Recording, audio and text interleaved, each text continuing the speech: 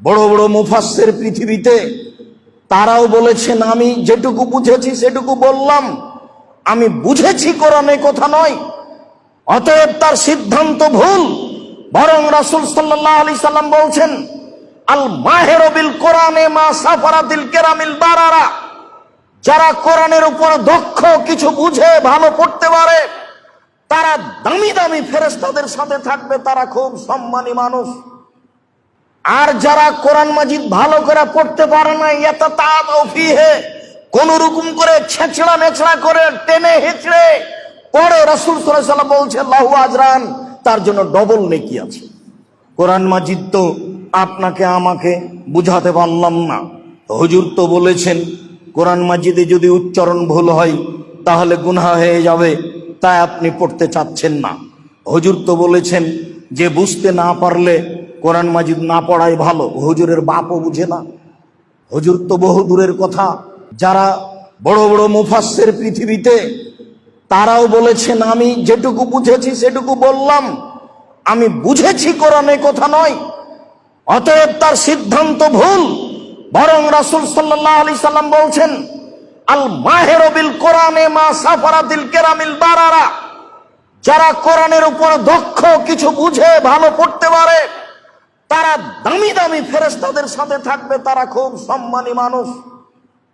আর যারা কোরআন মাজিদ ভালো করে পড়তে পারে না, ইয়াতাতাউ ফিহে, কোন রকম করে ছেঁচড়া নেচড়া করে টেনে হেঁচড়ে পড়ে, রাসূল সাল্লাল্লাহু আলাইহি সাল্লাম বলছেন লাহু আজরান, তার জন্য ডবল নেকি আছে।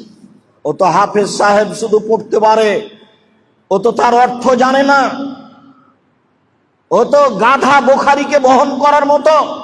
যার জন্য চিরদিন আমি বলে আসছি যে শুধু হিফজখানা প্রতিষ্ঠানের নামে খুলিয়েন না, হিফজখানার সাথে সাথে কোরআন হাদিস শিক্ষারও ব্যবস্থা থাকতে হবে, নইলে হাফেজের নাম দিয়ে মানুষ মূর্খ হয়ে যাবে। কি করে তার মাথায় জাগলো যে সুন্দর করে পড়তে পারেনি তাই সে পাপী? রাসূল সাল্লাল্লাহু আলাইহি সাল্লাম বলছেন যে ব্যক্তি টানা হেঁচড়া করে, ছেঁচড়া মেচড়া করে, কোন রকম করে পড়তে পারে, তার জন্য ডবল নেকি। যে কোনো মূল্যে আপনাকে কোরআন মাজিদ পড়তে শিখতে হবে। মহান আল্লাহ বলেন হাযা যিকরুন মুবারাকুন, নিশ্চয় এটা মঙ্গলময় জিকির। জিকির হিসেবে পৃথিবীতে যত কিছু আছে, সুবহানাল্লাহ হোক, আলহামদুলিল্লাহ হোক, লা ইলাহা ইল্লাল্লাহ হোক, আল্লাহু আকবার হোক, সুবহানাল্লাহি ওয়া বিহামদিহি সুবহানাল্লাহিল আযীম হোক, পৃথিবীতে যত জিকির আছে তার চেয়ে উপরের জিকির, সম্মানিত জিকির, মঙ্গলময় জিকির হচ্ছে কোরআন। এ কথা আল্লাহ নিজে বলছে ওয়া হাযা যিকরুন মুবারাক আনজালনাহু, আমি এটা অবতীর্ণ করেছি। আনতুম লাহু মুনকিরুন, তোমরা এই কোরআনকে বুঝতে চাও না, অস্বীকার করো, দূরে থাকো। এটাই সবচেয়ে বড় জিকির। মহান আল্লাহ বলেন ওয়া হাযা কিতাবুন আনজালনাহু মুবারাকুন, এই মঙ্গলময় কিতাব যেটা আমি মানুষের জন্য অবতীর্ণ করেছি, ফাত্তাবিউহু, পৃথিবীর মানুষ তোমরা এই কোরআন মাজিদ মেনে চলার চেষ্টা করো। পুরো রমজান পার হয়ে যাচ্ছে, বয়স আপনার 80 হলে কি হবে? একজন হাফেজকে রেখে, একজন আলেমকে রেখে কোন রকম করে পড়া শেখানো উচিত ছিল।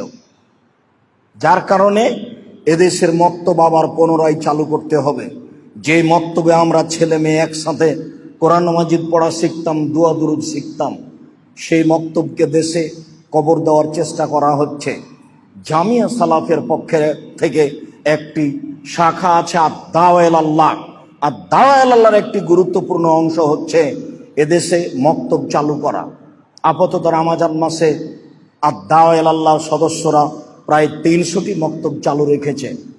প্রায় 200টি মক্তব উত্তরবঙ্গে নিয়মিত চালু করেছে। সম্মানিত মসজিদের মুসল্লি, কোরআন মাজিদকে যথাযথভাবে মূল্যায়ন করার জন্য অনুরোধ জানাচ্ছি। তা পড়ে যে কোনো মূল্যে, তা সম্ভবপর বুঝে যে কোনো মূল্যে 24 ঘন্টায় একবার না একবার আপনাকে কোরআন মাজিদ পড়তেই হবে, নইলে কোরআন মাজিদ আপনার বিপক্ষে দাঁড়াবে বিচারের মাঠে। আল কোরআন হুজ্জাতুন লাকা ওয়া আলাইকা, কোরআন আপনার পক্ষেও হতে পারে, কোরআন আপনার বিপক্ষেও হতে পারে। তখন কি হবে? আবার রাসূল সাল্লাল্লাহু আলাইহি সাল্লাম বলছেন কোরআন মাজিদ আপনার জন্য সুপারিশ করবে।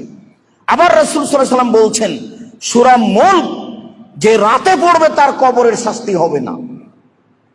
4 ধরনের মানুষের কবরের শাস্তি হবে না। 1, যারা রাতে শোরের শাস্তি হবে না। 2, যারা পেটের ব্যথায় মারা যায় তাদের কবরের শাস্তি হবে না। 3, যারা শহীদ হয়ে মারা যায় তাদের কবরের শাস্তি হবে না। 4, যারা জুমার দিনে মারা যায় তাদের কবরের শাস্তি হবে না।